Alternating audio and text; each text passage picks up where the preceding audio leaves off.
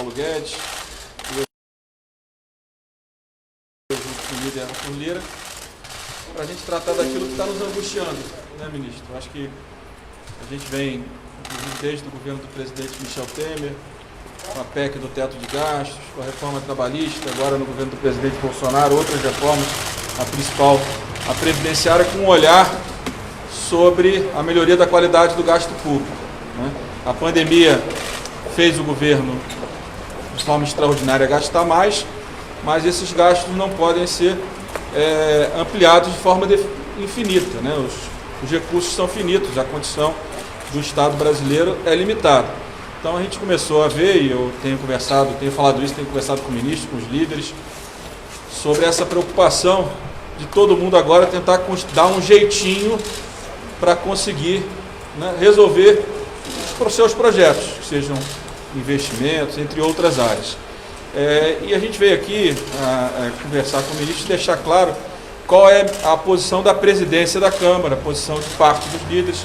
O Arthur está aqui representando isso, que, primeiro, de forma nenhuma, a presidência da Câmara vai pautar, e eu espero que o governo não encaminhe, nenhuma prorrogação do estado de calamidade, para que isso não seja um instrumento de se utilizar a PEC da guerra olhando o próximo ano, quer dizer, usando a prorrogação do estado de calamidade como instrumento para furar o teto.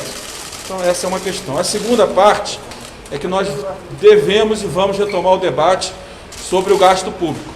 As 3 PECs que o ministro Paulo Guedes encaminhou no ano passado para o Senado, que tratam, né, como todo, do Pacto Federativo, né, propostas que são muito convergentes que estão na Câmara, né, como a do deputado Pedro Paulo, que nós queremos, junto com o Senado, retomar esse debate. Nós entendemos que se nós queremos espaço para investimento, espaço para ampliar recursos, investimentos para a sociedade, nós não podemos olhar, né, o endividamento público como uma solução, furar o teto dos gastos como uma solução. Nós precisamos voltar a discutir, primeiro, a questão do teto de gastos e os seus gatilhos. Eu acho que se nós conseguirmos avançar rápido nesse tema, nós vamos abrir um espaço no momento que de fato o Brasil precisa de investimentos privados principalmente, mas também públicos. Ninguém está negando isso. Agora, desorganizar o que foi construído, o que tem apoio da equipe econômica, o que tem apoio majoritário na Câmara de Deputados, que é o teto de gastos, e a pressão que o teto de gastos faz pela melhoria do gasto público, nós não vamos abrir mão disso. Então, na conversa, nós deixamos isso claro ao ministro, que é a nossa posição, né? Nós entendemos que a calamidade acaba no final do ano, que a PEC da guerra acaba no final do ano, e que se todos nós queremos encontrar caminhos para melhorar a qualidade do orçamento de 2021, esses caminhos precisam ser encontrados no orçamento de 1 trilhão, ou no limite do orçamento de 1 trilhão 485 bilhões, mais ou menos, que é o limite do orçamento primário para o próximo ano, que está projetado, né, somado a mais de 300 bilhões de subsídios tributários. É dentro dessa realidade que a gente precisa conseguir os recursos e o espaço fiscal para que a gente possa olhar 2021 ainda como um momento, né, que todos nós sabemos dos passivos, né, da herança que vai ficar da pandemia, do desemprego alto que vai ficar, né, do endividamento alto que vai ficar e da falta de recursos para investimento público. Agora, isso tudo precisa ser construído baseado na responsabilidade, né, que o governo tem e que o parlamento também vem tendo nos últimos anos, organizando um orçamento onde a sociedade não pode, não deve pagar a conta, né, desse Estado brasileiro, que foi construído ao longo de muitos anos, mas principalmente depois da Constituição, que é um Estado que, infelizmente, ele não gera, né, naquilo que arrecada, a qualidade do serviço que nós todos gostaríamos em conjunto. Então, a mais emergencial de todos é a questão do teto de gasto, é o Pacto Federativo. Nós vamos conversar com o presidente Davi, com os senadores, eu junto com o Arthur e com outros líderes, para que a gente faça um grande acordo entre nós. Nós estamos com a reforma tributária caminhando bem. A CBS, que é uma ótima proposta encaminhada pelo ministro Paulo Guedes, o IBS da Câmara e do Senado, todos são muito convergentes, o que a gente quer trabalhar junto. Isso vai destravar o crescimento, porque isso vai melhorar a competitividade do setor privado. a simplificação dos impostos de bens e serviços, mas, por outro lado, nós precisamos melhorar a qualidade do gasto público e só tem um caminho. Não tem jeitinho, né? Não tem esperteza, o que tem é uma realidade. Nós já temos uma carga tributária de mais de 33% do PIB, somado ao déficit primário. Nós precisamos entender que essa conta, para que a gente possa voltar a investir, a solução dela está dentro do governo e está dentro do Congresso. E é com essas PECs que o governo mandou de forma competente no ano passado, que nós temos que construir a solução para que a gente possa ter recursos para manter a máquina, mas que a gente possa ter recursos para investir nos estados brasileiros. Presidente, e qual seria a solução, qual seria o caminho para conseguir encaixar a continuidade do auxílio emergencial? Isso é um outro debate que o governo vai fazer em outro momento. A nossa preocupação hoje foi nem entrar nesse debate. Nós sabemos, e quero deixar clara a minha posição, que eu já disse na semana passada, eu concordo com o governo que não há espaço para a prorrogação do auxílio emergencial de R$600. Nós temos que construir um caminho, mas esse debate nós vamos fazer em outro momento. O que está nos preocupando é o número enorme de matérias que vem saindo da imprensa, que vocês vêm veiculando, que vai se organizar um jeitinho para explodir o teto de gastos. Você explode o teto de gastos de um lado e a economia afunda do outro. Nós queremos continuar com a nossa responsabilidade, nós temos que ter paciência, equilíbrio. Essa pandemia, ela foi muito forte na economia, foi muito forte principalmente na perda de vidas, mas para retomar, né, depois que esse período passar, para retomar o caminho correto, o fluxo correto daquilo que a gente vinha fazendo em conjunto com o ministro Paulo Guedes, desde o início do governo Bolsonaro e antes com o presidente Michel Temer, nós precisamos ter responsabilidade. E a responsabilidade passa por soluções estruturais. O jeitinho brasileiro precisa ficar de lado. Dá para abrir espaço para investimento desvinculando o setor obrigatório? Desindexando, né, cortando subsídios, tem muitos caminhos. O orçamento brasileiro é enorme, né? Então nós precisamos dar a solução dentro dos gastos que nós já temos. A sociedade, se você pesquisar, você vai ver que ela não está mais disposta, nem tem condições com essa crise de colaborar mais e mais e mais, porque quando aumenta a dívida, ela pode não pagar, ela pode achar que não está pagando a conta do aumento da dívida, mas ela estará pagando o aumento da dívida brasileira. Então não tem saída fácil, a gente sabe disso, não é um momento simples, a gente compreende aqueles que querem, todos nós queremos que o Brasil possa voltar e ter investimento público. Investimento público não é crime, né? Eu sou a favor do investimento público, mas eu sou a favor do investimento público dentro do teto de gastos. Então, se nós olharmos as PECs que o governo mandou para o Senado, a PEC do Pedro Paulo, que foi feita no governo anterior, mas que o ministro Paulo Guedes sempre elogiou, dentro dessa realidade, nós temos que construir espaço. O ministro Paulo Guedes sempre fala, desvincular e desindexar o orçamento, e como ele fala sempre, devolver no longo prazo para a política as soluções do orçamento público brasileiro. Isso tudo vai levar, o ideal, 10, 20 anos, porque o orçamento hoje nosso é todo engessado, são despesas obrigatórias que a gente não pode cortar. E esse debate a gente vai ter que fazer e está também no teto de gastos. A questão da possibilidade de você mexer no orçamento, reduzir despesas no momento de crise, não é possível que um país como o Brasil, que a arrecadação dos estados e municípios da União cai 20%, 30%, que você não possa cortar despesa. Isso não existe, né? Isso vai inviabilizando cada vez mais as condições do gestor público de governar o Brasil, os estados e os municípios. Mas no caso dos ativos, o próprio governo que decidiu encaminhar um texto via Senado. Não tem problema nenhum, nós não estamos discutindo Eles isso. estão desistindo. Não, o que nós estamos dizendo é o seguinte: eu vejo deputados, eu vejo senadores, eu vejo ministros do governo, todo mundo querendo recursos para investimento público no próximo ano. Em todos os poderes, aqui no Executivo e no Legislativo.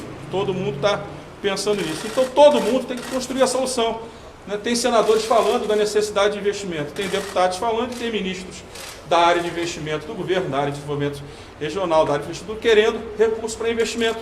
Vamos sentar na mesa, vamos dizer, nós também queremos, mas nós queremos baseado na redução das despesas e não no aumento das despesas. Por quê? Porque isso vai gerar, por um lado, uma falsa expectativa positiva que vai ter investimento público, por outro, nós vamos ser, mais uma vez, né, perder a credibilidade e o apoio dos investidores, aqueles que precisam investir no Brasil. Não podemos esquecer que a nossa poupança interna, a nossa taxa interna de investimento está pequenininha. Nós precisamos de investimento privado, de investimento externo. E para isso, o equilíbrio fiscal é uma das âncoras mais importantes. Presidente, isso que o senhor está dizendo para a gente agora é uma posição conhecida do senhor de meses. O ministro Paulo Guedes, a gente sabe que concorda com isso também. Os senhores ficaram conversando lá dentro 1 hora, talvez mais. Teve alguma... Isso que o senhor está dizendo para a gente me soa mais uma sinalização para o mercado do que qualquer outra coisa. É uma sinalização. Eu queria saber, mas onde eu queria chegar é o seguinte: teve algum outro encaminhamento dessa reunião? Nossa decisão de estar aqui agora falando em conjunto, se eu estiver errado, o ministro me corrige, é para mostrar para a sociedade brasileira, para o governo brasileiro, para o legislativo brasileiro, para o Supremo brasileiro, que nós, não é, que temos a responsabilidade, eu que tenho a responsabilidade de pautar e de conduzir as propostas junto com o líder Arthur, com o ministro Paulo Guedes, nesse momento tão difícil da nossa economia, conduzir a nossa economia, que nós queremos encontrar caminhos, né, para melhorar a qualidade do gasto público, mas não será furando o teto de gastos, não vai ser construindo um jeitinho para resolver o problema. Não há jeitinho mais para resolver os problemas de gasto público no Brasil. Só tem um jeito, é reestruturar, reformar o Estado brasileiro. A gente fez a Previdência, a gente fez a Trabalhista, estamos começando a tributária e precisamos, até antes da administrativa, né? Até antes da administrativa nós precisamos regulamentar os gatilhos do teto de gastos. Essa deve ser a nossa prioridade número 1, né, nesse momento, porque com isso a gente distensiona a relação dentro do parlamento, dentro do próprio governo, dando as condições, se todo mundo trabalhar junto, que a gente possa abrir já para o ano que vem um espaço para investimento, mas que ele seja desindexando o orçamento, desvinculando o orçamento, porque é o único caminho razoável, né, racional e responsável para que a gente possa sair dessa crise melhor do que a gente entrou. Nessa reunião, de fato, o governo jogou a toalha de enviar a reforma administrativa desse ano e também queria saber do senhor, ministro, queria que o senhor comentasse essa notícia que saiu agora da demissão do Sabino Matado e do Paulo Wendel. Bom, pessoal, nós conhecemos exatamente o que o presidente da Câmara disse. Acreditamos que a reforma do Estado é o caminho mais importante. Já tínhamos acertado isso no início do ano, íamos com uma reforma do Pacto Federativo, justamente essa grande reforma orçamentária, colocando os orçamentos públicos de volta nas mãos da classe política para decidir. A essência da atividade política é decidir sobre o uso dos recursos públicos. A reforma administrativa iria para a Câmara e a reforma tributária entraria na comissão mista de Câmara e Senado. Esse era o acordo. O Brasil começou o ano bem, economia reacelerando, reformas encaminhadas, quando fomos atingidos pelo coronavírus. Eu sempre apostei no bom funcionamento da democracia brasileira. E mais uma vez nós demos esse exemplo.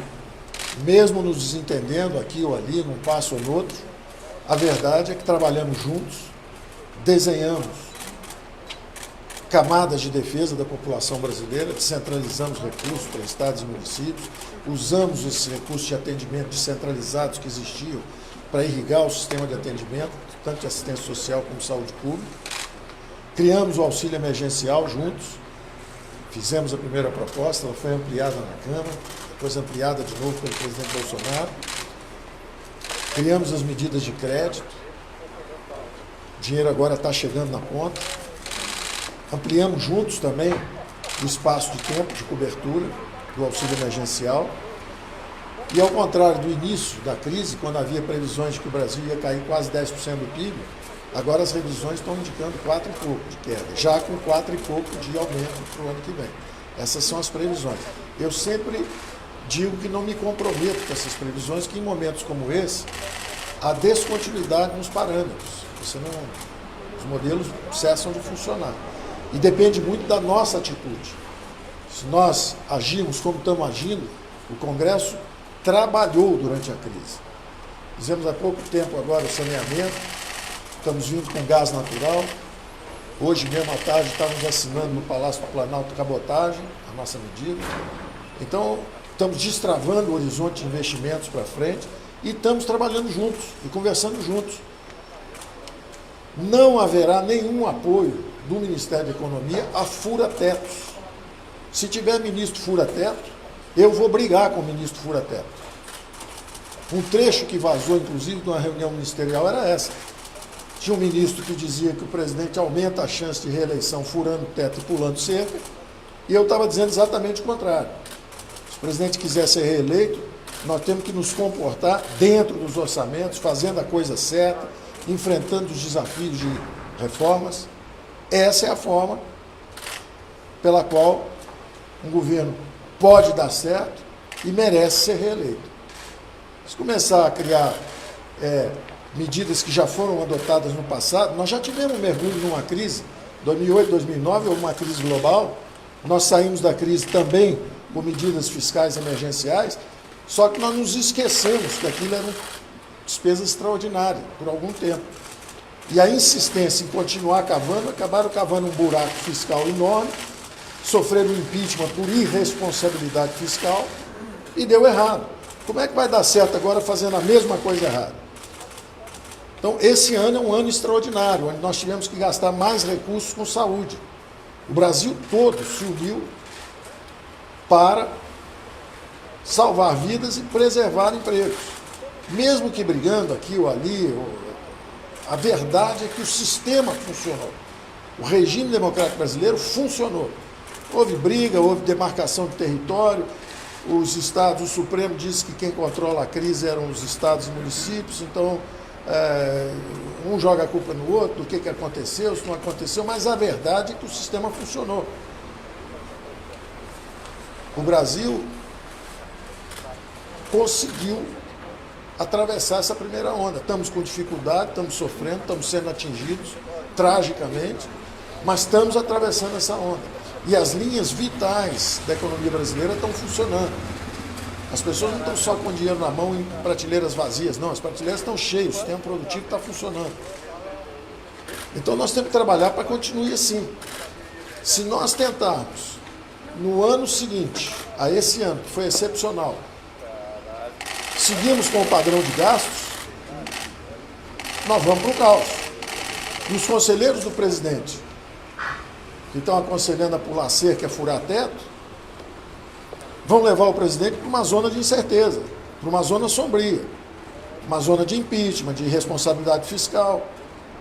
E o presidente sabe disso. Então o presidente tem nos apoiado. Aí vocês perguntam agora, vamos para os próximos passos. Perguntam agora sobre a demissão do Salim Matar. O Salim Matar pediu demissão hoje.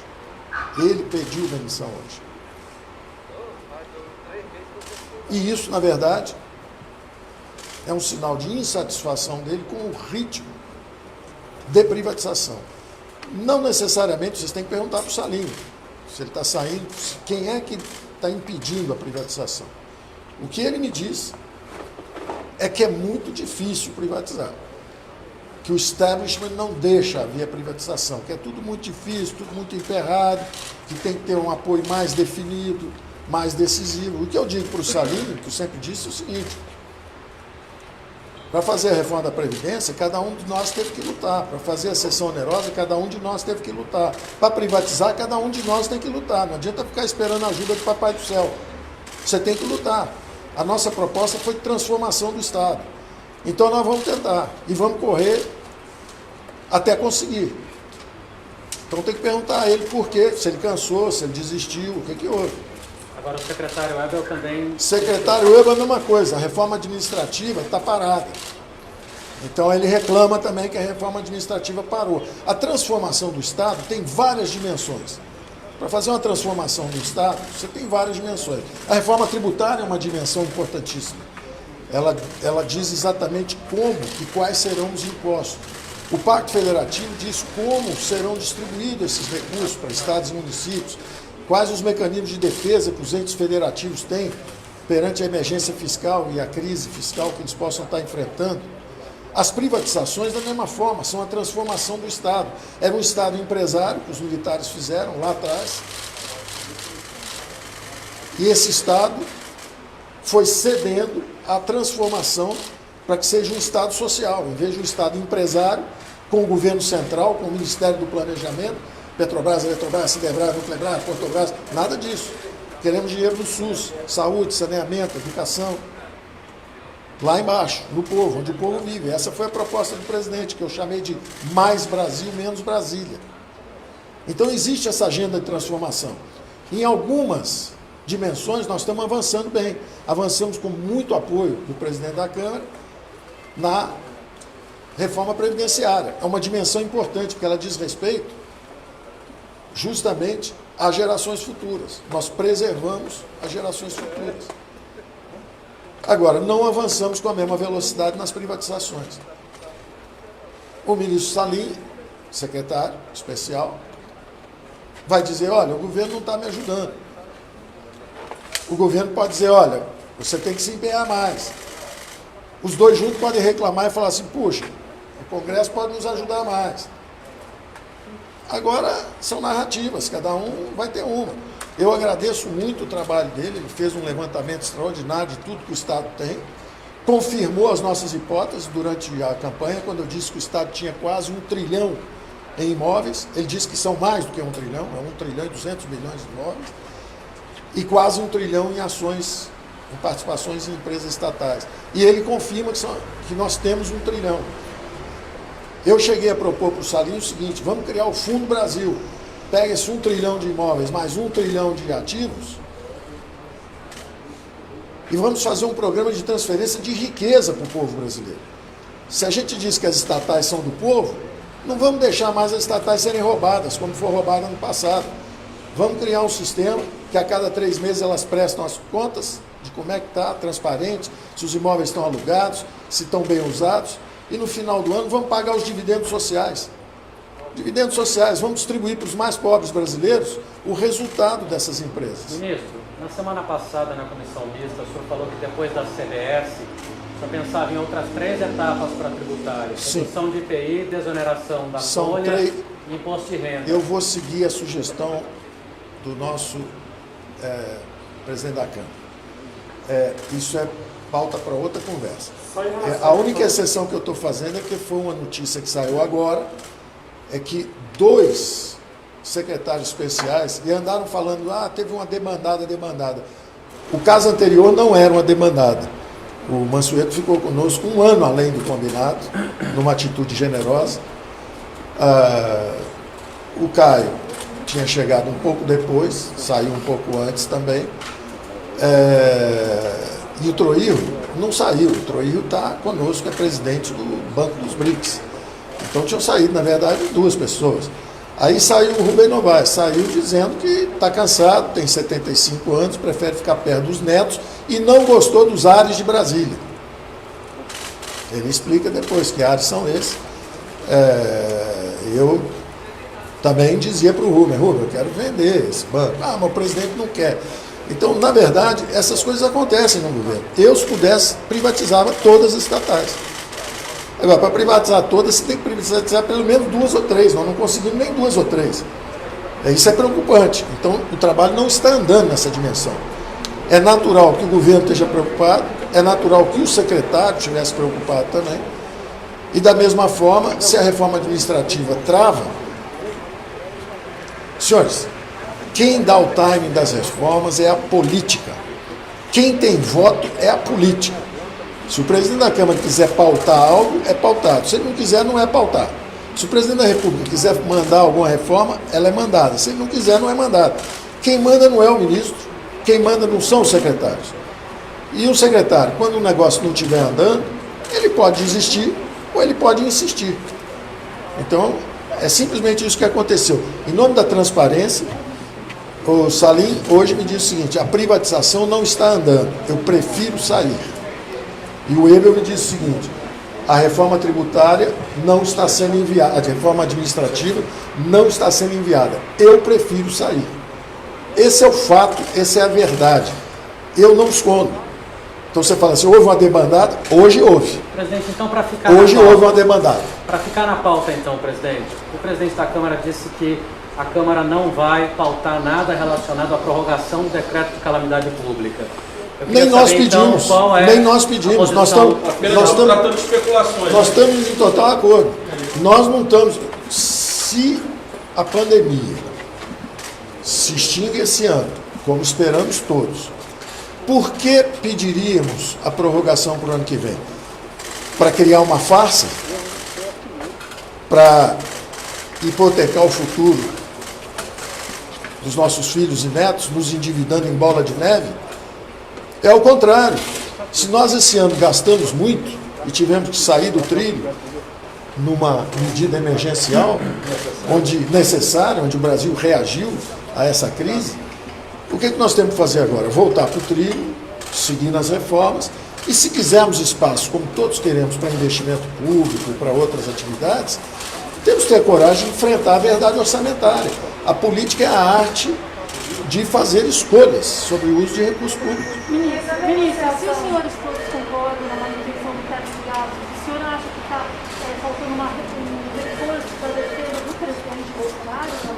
Eu acho que a última vez que isso aconteceu foi há um mês atrás, um mês e pouco atrás, quando até vazou aquela reunião que nós tivemos. Eu fui surpreendido. Naquela reunião foi a primeira vez que eu ouvi da proposta de que eu era dogmático, porque estava querendo segurar os gastos, quando nós tínhamos gasto 10% do PIB. Como é que pode ser dogmático alguém que gasta 10% do PIB, junto com o Congresso, para enfrentar uma situação emergencial? Agora, nós sabemos que a estabilidade financeira de um país depende de expectativas sobre trajetórias futuras de gastos. Você é perdoado se gastar 700 ou 800 bilhões no ano, se as pessoas sentirem que você é sério a respeito dos orçamentos. Você gastou esse ano, que era uma situação emergencial, mas o ano que vem os salários estão sob controle, por isso que nós pedimos ao presidente que conseguisse a manutenção dos salários do funcionalismo por esse ano e o ano que vem, porque nós estamos gastando muito dinheiro para a saúde, não podemos transformar uma crise de saúde em pretexto para dar aumento para o funcionalismo. Então, nós seguramos a trajetória de salários para o futuro, seguramos as expectativas de que os gastos não vão extrapolar, ou seja, os juros continuam baixos, há uma confiança no governo brasileiro de que nós não vamos furar tetos, e seguimos com os nossos programas de privatizações. Aliás, eu acho que a melhor resposta que nós podemos dar agora, ao apoio, inclusive, que estamos recebendo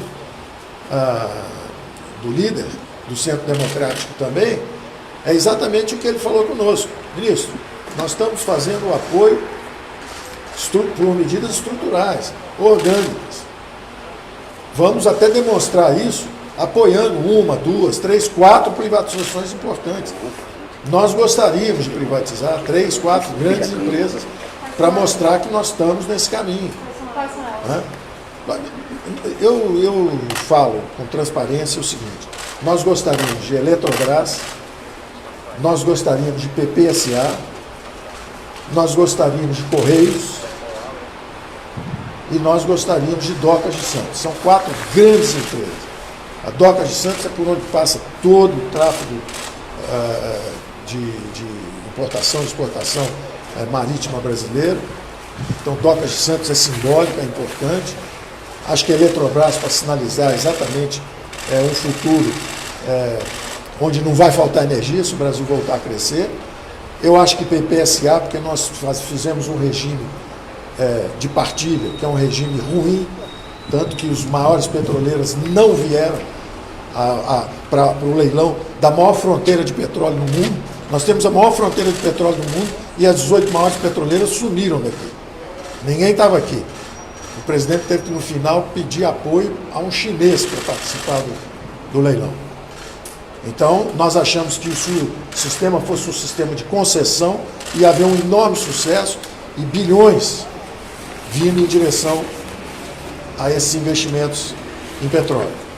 Então, a nossa reação a debandada que aconteceu hoje é acelerar as reformas. É mostrar que, olha, nós vamos privatizar, nós vamos insistir nesse caminho, pelo menos nós vamos lutar. Nós vamos destravar os investimentos, saneamento, cabotagem, gás natural, petróleo. Nós vamos avançar, nós queremos destravar os investimentos. Então, eu acho que o Brasil está dando um exemplo, o nosso regime democrático está dando um exemplo. Toda hora alguém pisa no pé de alguém, vem aquela reclamação, o Supremo pisou no pé do presidente, o presidente do Supremo pisou no pé da Câmara, a Câmara pisou no pé do presidente. É normal, as democracias são barulhentas. Mas a verdade é que nós enfrentamos uma crise forte e continuamos enfrentando. Podemos ter diferença entre nós, mas estamos enfrentando a crise. E hoje tivemos uma conversa a respeito exatamente do que o presidente falou. Eu acho que Arthur pode falar também um pouco aí em relação à posição. Eu só queria que eu tirasse a dúvida em relação à reforma administrativa. O governo desistiu de enviar esse ano ou não? A decisão é política e é do presidente da República. O fato de um secretário pedir demissão mostra a insatisfação. Mostra a insatisfação. O secretário Paulo Weber sair, mostra que é um jovem que, olhando para o que está acontecendo, não gostou. Agora, quem comanda o time das reformas são os políticos. Se o presidente achar que é importante e que vai ajudar, ele quer encaminhar. Se ele achar que pode atrapalhar, ele quer retardar. E o secretário faz isso, fala, olha, eu não vou ficar aqui se não houver essa reforma. E o presidente vai pensar o seguinte, tudo bem, vire político, seja eleito presidente e vem aqui e faz a reforma que você quiser. É natural, é do jogo. Um está reclamando, dizendo, olha, está indo devagar, e o outro está dizendo, ó, vai no ritmo que eu quiser, eu sou presidente da República, eu que tive voto. Se você quiser, você sai. E essa negociação importante da desoneração da folha, que é uma falta. Aí é outra conversa. Aí nós temos outra conversa. Vamos seguir na nossa conversa de hoje. Ô líder, só aproveitando que o senhor foi para a tribuna, digamos assim, agora, para não ter dúvida. O ministro comentou de 4 privatizações específicas. O senhor manifestou apoio? Eu não entendi direito essa parte. Essas 4 Isso não teve na conversa de hoje, não. Ah, tá, entendi. Vocês é que me perguntaram. Isso não é falta O que foi já posto aqui pelo presidente da Câmara e pelo ministro Paulo Guedes é só uma ratificação do que a gente já vinha comentando e dizendo ao longo de vários dias, de várias entrevistas. Né? Nós defendemos algumas coisas e colocamos claramente, como o presidente colocou, de investimentos, de gastos essenciais. Tudo que foi feito pelo governo nesse período de pandemia foi absolutamente necessário. O presidente Rodrigo lembra que no início da discussão da PEC da calamidade, nós queríamos um prazo inclusive menor e foi estendido até o final do ano para dar folga para que tudo fosse feito a contento. Mas todas as nossas opiniões, os partidos de centro, sempre foram para que, fim do prazo, nós voltássemos para uma normalidade de teto de gastos, responsabilidade fiscal, atacando justamente as medidas que estão no Congresso. Então, conversamos sempre com o presidente Rodrigo, com o ministro Paulo Guedes mais frequentemente também, para deixar claro que essas medidas que estão no Senado, que estão na Câmara, precisam andar. É compreensível que esse ano, com tudo o que aconteceu, tenha abalado, logicamente, o calendário do andamento das reformas e das pautas mais importantes, que a virtualidade, ela às vezes aproxima e às vezes ela afasta. Muito do Congresso Nacional parou e andou em passos mais lentos justamente por causa dessa pandemia. Mas esse momento de hoje é justamente para isso, para ratificar que nós todos juntos trabalhamos para que consigamos entregar, ainda dentro desse ano, a reforma tributária justa para o Brasil, a melhor possível, com todos voltados para que isso aconteça ainda dentro desse ano, com todos os seus aspectos. Mas a conversa de hoje foi basicamente essa que foi relatada pelo presidente Rodrigo Maia, eu ratifico aqui, e pelo ministro Paulo Guedes, tratando absolutamente de se considerar qualquer possibilidade na nossa gestão, nas nossas posições, de haver... Foi uma operação seguro o teto. Isso, de haver quebra do teto de gastos. E todas as acomodações têm que acontecer justamente nesse diapasão que foi tratado aqui, encarando e discutindo as coisas que precisam fazer para diminuir despesas e se discutir no orçamento o que for possível fazer, porque eu concordo que os investimentos são necessários. Vai Absolutamente. Deixar claro, a pauta porque- aqui foi absolutamente essa que foi tratada, e somente essa que foi tratada, que já é bastante. Deixar claro que antes de eu vir para cá, conversando com o presidente me garantiu que ele também é a favor da manutenção do teto. Quem andou fazendo consultas ao TCU não foi o presidente, não foi a Casa Civil, não foi a Economia. Ok? Obrigado.